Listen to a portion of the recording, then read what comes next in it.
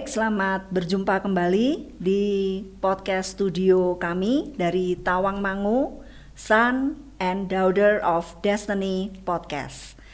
Bersama dengan saya hari ini telah datang di podcast studio kami Pak Roy Jeremiah Iskandar.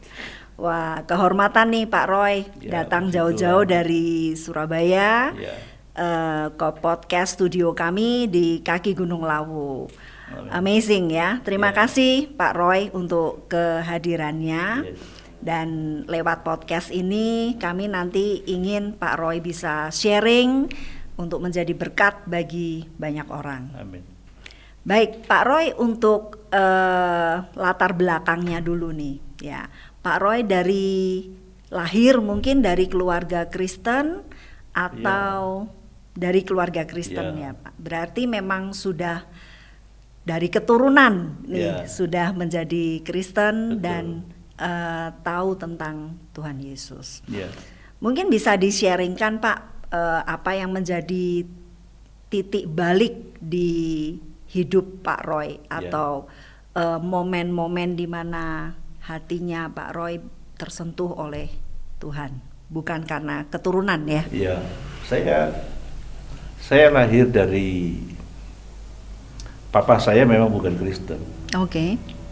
Papa saya itu mungkin lebih cocok dikatakan tidak bertuhan, sekalipun mungkin bukan ateis juga. Mama saya punya mama yang aktivis di gereja. Sehingga mama saya juga menjadi aktivis di gereja. Dan kemudian saya terlahirnya itu sebelum papa saya ke gereja. Papa saya masih jadi laki-laki yang bebas kemana-mana dia. Tapi saya mendengar ceritanya sih, waktu itu saya usia 2 tahun, saya mengalami sakit perut. Di waktu umur 2 tahun, perut saya itu besar, tidak bisa buang air. Dan kemudian papa saya itu ada di rumah, lalu ada seorang pendeta dari gereja nenek saya datang ke rumah, lalu papa saya tahu keadaan kesehatan saya buruk sekali. Lalu dia bilang sama Pak pendetanya, dia katakan kalau anak saya ini sembuh, saya mau ke gereja. Dan kemudian tidak berapa lama papa saya cerita bahwa tiba-tiba ada bunyi tok gitu, dan kemudian sekali lagi saya katakan, saya kemudian buang air. Dan sejak saat itu panas badan saya menurun. Akhirnya papa saya ke gereja. Papa saya orang yang pemikirannya itu terbuka, dan dia sangat dia sangat punya komitmen yang baik dalam hidupnya. Bukan cuma kepada Tuhan, tapi dalam hidupnya itu dia menjaga betul setiap perkataan dan perbuatannya. Sehingga dalam perkembangannya papa saya kemudian jadi Kristen dan ikut mama saya, dan kemudian papa saya mulai rajin ke gereja, lalu anak-anak diajak ke gereja, dan pada akhirnya papa saya juga ikut terlibat di dalam pelayanan sampai dia ikut mendirikan sebuah persekutuan doa, lalu aktif bahkan di kantor, di tempat pekerjaannya beliau disebut sebagai pendeta, sekalipun dia bukan pendeta karena dia sangat aktif dalam pelayanan. Nah, saya pikir bahwa saya juga sebagai anaknya orang Kristen, papa saya aktif di dalam pelayanan. Nah, saya seringkali ikut aja ya, papa saya pelayanan ke desa-desa, saya jadi supirnya, saya ikut melayani, saya ikut terlibat di pemuda, terus kemudian sampai akhirnya umur 25 tahun saya ini kembali lagi saya bilang seperti kadang-kadang kita berkata bahwa itu panggilan jadi pendeta. Enggak, saya dipaksa. Jadi saya diberitahu oleh wakil gembala di gereja saya, kamu ikut ujian jadi pendeta, dia bilang gitu. Usia 25 tahun itu. Iya, saya aktif di kegiatan youth, ngajar sekolah minggu. Jadi dia pikir udah kamu jadi pendeta aja. Waktu saya disuruh jadi pendeta, saya nangis banget. Belum menikah ya Pak ya waktu itu ya? Belum, karena saya baru menikah umur 28. Jadi waktu saya jadi pendeta itu saya nangis karena saya pikir begini, saya jadi pendeta ada labelnya. Kalau Kristen biasa nggak ada label kan nggak apa-apa. Saya belum menikah sudah dilabelin pendeta, jadi saya main-main nggak bisa. Dan pada saat itu pun saya sudah mencicipi yang namanya rokok. Kelas 2 SMP sudah merokok. Menjadi sesuatu yang sulit buat saya. Bukan persoalan baik, tapi mau nggak mau karena Pak pendetanya bilang kamu jadi pendeta. Saya juga nggak bisa mengakui tentang rokok saya juga nggak bisa mengakui tentang keburukan saya. Sudahlah, saya jadi pendeta deh. Dan dalam perjalanan itu pun saya tidak pernah berpikir bahwa saya kemudian menjadi seorang hamba Tuhan. Mungkin saya jadi orang Kristen itu mungkin selama 58 tahun. Kalau hari ini saya berusia 58 tahun. Tapi kalau saya mau bicara tentang saya mengenal Tuhan, mungkin baru 10 tahun. Karena dalam pelayanan saya sekolah minggu pun itu menjadi sebuah kesenangan sebetulnya. Ya, semacam berorganisasi, community, ada teman-teman, ada maaf saya katakan ada perempuan-perempuan cantik, ya kan? Saya harus akui itu karena saya TP ya Pak. Saya ketemu dengan istri saya itu juga di sekolah minggu. Jadi waktu itu saya sedang mengikuti pertukaran mahasiswa di Jepang, lalu istri saya itu ada seseorang perempuan yang kemudian ikut menggantikan saya jadi guru sekolah minggu. Begitu saya pulang ke gereja, teman-teman kan yang sama-sama laki-laki, ada yang baru deh. Cantik lagi. Akhirnya saya berjuang lah untuk bisa dapat dia. Dan puji Tuhan lalu kami berjalan. Itu perjalanan hidup saya. Dan sampai pada usia saya 30 saya jadi gembala sidang.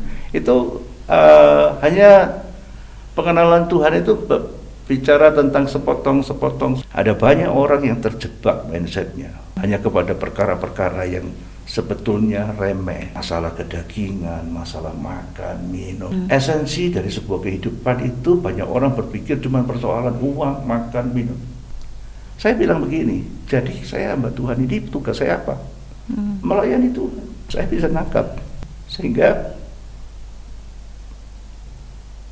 saya katakan kepada Tuhan, I'm just your servant. Saya cuma pelayanmu. Sehingga dalam perjalanan hidup saya, panggilan yang dapat saya tetapkan di dalam diri saya itu adalah menjadi pelayan Tuhan. Artinya apa? Saya menghidupi apa yang dikehendaki Tuhan, menjadi pelayannya, menghidupi kebenaran, dan membawa banyak orang untuk datang kepada Tuhan. Itu panggilan saya. Itu sebabnya saya tadi sempat katakan bahwa mau sekolah S1, S2, S3 itu cuma pilihan. Mau nggak sekolah, mau kerja, itu juga pilihan. Mau jadi dosen seperti ibu, itu juga pilihan. Tetapi panggilan kita itu nggak boleh dilepaskan dari pengenalan kita akan Tuhan. Bahwa kita ini just a servant of God. Saya hari ini seorang pengusaha. Sekalipun saya pernah jadi full timer, menjadi seorang gembala 6 tahun sebagai full timer, saya tidak bekerja. Saya bisa merasakan bagaimana Tuhan mendidik saya. Seperti yang ditulis di dalam Ulangan pasal 8 ayat yang kedua. Dikatakan begini, ingatlah kepada seluruh perjalanan yang aku perintahkan kepadamu di padang gurun.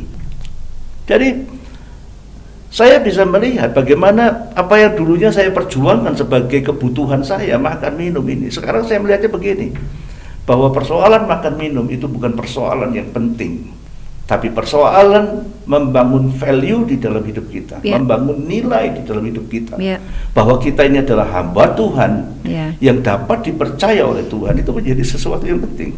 Itu sebabnya. Setuju. Itu sebabnya saya kemudian meletakkan diri saya menjadi seorang hamba Tuhan. Ya. Wow, panggilannya berarti lewat proses ya Pak ya. Panjang. Pemahaman demi pemahaman itu step by step, dan dari tadi ketika Bapak share bagaimana masa remaja masih terikat dengan rokok segala macam, tetapi sudah jadi aktivis gereja. Jadi aktivis pun tidak jaminan. Setelah itu berproses lagi. Jadi pendeta. Ya. Minggu saya main golf, masih ngomong begini, 50.000 ya. Jadi masih pasang taruhan. Padahal masih saya mau pukul gini tuh di atas di lapangan golf itu kan dipakai gereja. Ya. Ada lagu begini, aku mengasihi, tapi saya nggak sama sekali. Kenapa? Karena saya belum punya pengenalan akan Tuhan itu secara benar. Itu menjadi sebuah poin di dalam hidup saya. Saya percaya bahwa itu akan menjadi pencarian semua orang. Saya katakan bahwa saya mengenal Tuhan baru 10 tahun yang lalu. Sekalipun saya sudah jadi pendeta mungkin 20 tahun lebih, 20 tahun lebih jadi pendeta, tapi dalam pengenalan akan Tuhan itu saya mencari. Oke. Nah, Pak Roy, setelah menikah Bapak bekerja dulu ya. Setelah itu terpanggil ya untuk full time. Sekali lagi itu seperti dipaksa Tuhan.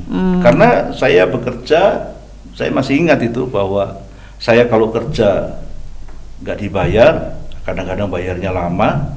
Kalau saya lagi tender sudah mau dapat, hilang kerjaannya. Sampai suatu saat saya sudah terlilit banyak hutang. Saya harus jual mobil saya harus jual semua. Sampai-sampai untuk punya handphone, saya putuskan untuk tidak punya handphone. Jadi anak-anak rohani saya kalau tanya, Bapak kalau nggak pakai handphone, kita hubunginya gimana? Dulu waktu saya nggak punya handphone, kamu hubunginya gimana? Jadi saya memutuskan untuk jadi pendeta. Maaf, saya menjadi hamba Tuhan yang nggak ngejar setoran. Sehingga nggak ada ceritanya saya, Pak, ada jadwal buat saya kapan Pak? Nggak ada. Nggak diundang pun juga nggak apa-apa. Karena saya cuma hamba Tuhan. Kalau ada orang yang mau saya bawa kepada Tuhan untuk dilatih Tuhan, untuk masuk di dalam pergumulan dengan Tuhan, saya harus sebagai seorang hamba Tuhan setia mendampingi mereka supaya mereka benar-benar mengenal Tuhan dan mampu keluar, terbang, deka dari ikatan yang sudah membelenggu hidupnya, yaitu dosa tadi. Ya, jadi Bapak bekerja pada saat itu seperti memang seolah-olah Tuhan panggil untuk keluar dulu dari situ, untuk full time dulu ya, dilatih dulu. Jadi tender gagal, kemudian uang juga nggak cair-cair nih gitu ya, sampai akhirnya habis-habisan, dinolkan secara ekonomi. Dan kemudian Bapak full time nih, full time mencukupkan diri dengan apa yang ada. Itu pun tidak kejar setoran. Jadi sekolah kehidupan, ya luar biasa. Lalu selama 6 tahun ya Bapak full time ya. Kemudian setelah 6 tahun itu lalu balik lagi, sekarang kan Bapak punya bisnis sendiri kan? Mindsetnya berubah bahwa bisnis saya ini tidak lagi menjadi kebutuhan untuk membangun hidup saya, tetapi bisnis saya ini menjadi tempat di mana Tuhan mampu bekerja di dalam perusahaan dan bisnis yang saya punyai. Untuk apa? Untuk memberikan keteladanan kepada teman-teman kerja saya, kepada rekan-rekan kerja saya. Mereka bisa melihat bagaimana seseorang yang bekerja, ya kan, sekalipun mereka bukan orang Kristen ya, tetapi mereka bisa melihat bahwa seseorang yang bekerja dengan hati yang sudah beres, itu kan begitu. Karena pada suatu hari Tuhan kasih saya begini. Umpama ada 10 toko itu jual mobil Avanza. Ada satu orang Kristen yang jual mobil Avanza. Seharusnya orang Kristen tadi yang sungguh-sungguh kepada Tuhan itu menjadi leader di dalam penjualan. Kenapa? Karena sebetulnya yang dijual bukan Avanza. Yang dijual adalah value of life dari seseorang yang sudah dipulihkan Tuhan. Jadi yang dipercaya apakah Avanza-nya? Tidak. Avanza 10-10-nya ya kayak gitu. Nggak ada bedanya. Apalagi kalau tahunnya sama, tahunnya baru semua. Orang kalau cari kan tahun 2018 semua. Kenapa saya harus beli dengan Bu Inge? Yang dibeli sebetulnya bukan Avanza-nya, tetapi komitmennya Bu Inge. Yang tentunya bisa apa yang bisa didapat dari value Bu Inge? Yaitu ketepatan waktu delivery, keadaan mobil yang bisa dipercaya. Value itu yang menjadi seseorang itu bisa berbisnis, berhasil dalam bisnisnya. Nah, value itu didapat dari siapa? Dari Tuhan. Dari Tuhan. Karena di luar Tuhan, value kita itu cuma mementingkan diri sendiri. Keuntungan besar. Betul. Ya kan? Bila perlu cheating. Ya kan? Sehingga saya katakan begini, kalau ada botol minum itu bisa pinjam Ibu. Botol minumnya itu. Ini saya tutup aja. Botol minum ini mereknya A. Dia isinya harusnya air putih.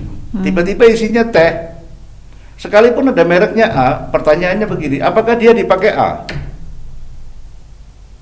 Enggak kan? Karena maksudnya isinya air, bukan teh. Berarti dia dipakai sama siapa? Dia dipakai teh. Value kita itu tergantung siapa yang mengisinya. Ketika ini diisi air oleh pabriknya A, maka botol ini dipakai sama A. Jadi sebetulnya orang yang dipakai Tuhan itu bukan yang bisa bernubuat, yang bisa bukan. Makanya saya bisa menangkap bagaimana Tuhan menolong saya untuk mengerti Dia.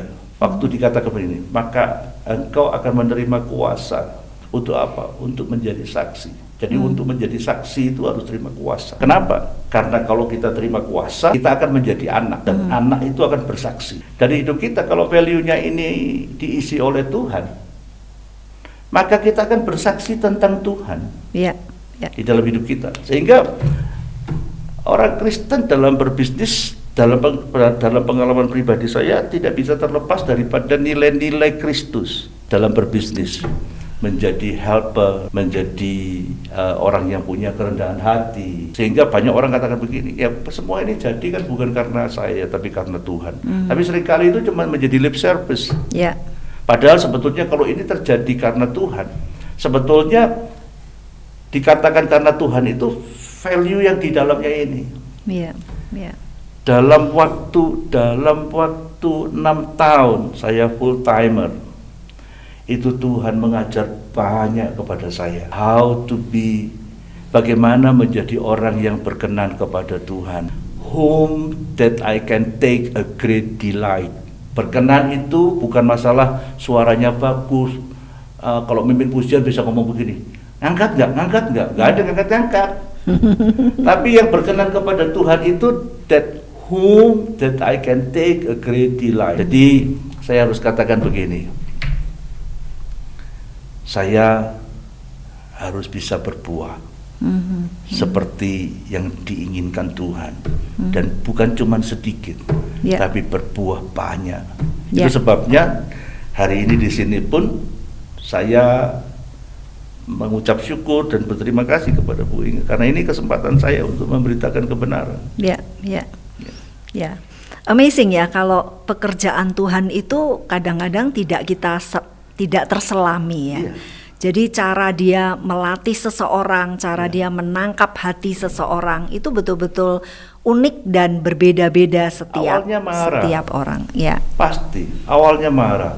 Saya sudah ngajar sekolah minggu, saya sudah melayani Tuhan, saya sudah memberi persembahan, saya memberi perpuluhan, saya mengerjakan ini itu. Tapi kenapa saya harus masuk dalam situasi yang seperti ini? Bisnisnya hancur. Itu rasanya nggak bisa diterima buat saya. Tetapi dari perjalanan 6 tahun sebagai hamba Tuhan, nggak punya gaji. Orang kalau bilang begini, Pak, saya minta tolong berikan jalan keluar. Saya itu punya gaji tapi nggak cukup, Pak. Kamu ngomong gaji nggak cukup itu berarti kamu punya gaji. Saya ini nggak punya gaji.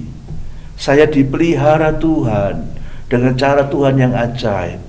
Tiba-tiba hari Senin ada di rumah saya, kan saya nggak punya gaji, saya nggak punya uang. Saya kalau hari Minggu sudah pergi ke Batu melayani di gereja yang saya gembalakan, saya pulang itu sudah nggak punya uang. Ada beberapa anak STT itu dari dekat rumah saya itu yang kalau pagi kadang-kadang ke rumah saya, ya kita tahulah anak kos-kosan kan. Datang ke rumah saya, mereka juga mungkin berharap ada telur kayak ada mie Indomie kayak kan gitu. Saya sendiri nggak punya uang buat makan, tapi saya selalu katakan begini, burung di udara Tuhan pelihara. Baru-baru ini saya dapat satu pengertian yang bukan dari karyawan saya, tetapi dia bukan orang Kristen. Dia ngomong begini, Bapak tahu cicak itu, Pak? Cicak itu kan nempel di tembok. Dia kan nggak bisa terbang. Makanannya apa, Pak? Nyamuk. Nyamuk kan terbang kan? Gimana yang nempel di tembok ini bisa ngambil nyamuk yang terbang? Lalu dia bilang gini, tapi tetap makan, Pak. Saya benar-benar melihat, sekalipun kamu pikir nggak ada apa-apa, Tuhan itu bisa datangkan makanan. Nggak usah dipikir kalau makanan. Kenapa nggak usah dipikir? Di Matius 6 ayat yang ke-32 dikatakan, Bapamu tahu bahwa kamu memerlukan semuanya itu. Bapamu tahu bahwa kamu memerlukan semuanya itu. Semuanya itu cuma dicari bangsa-bangsa yang tidak mengenal Allah.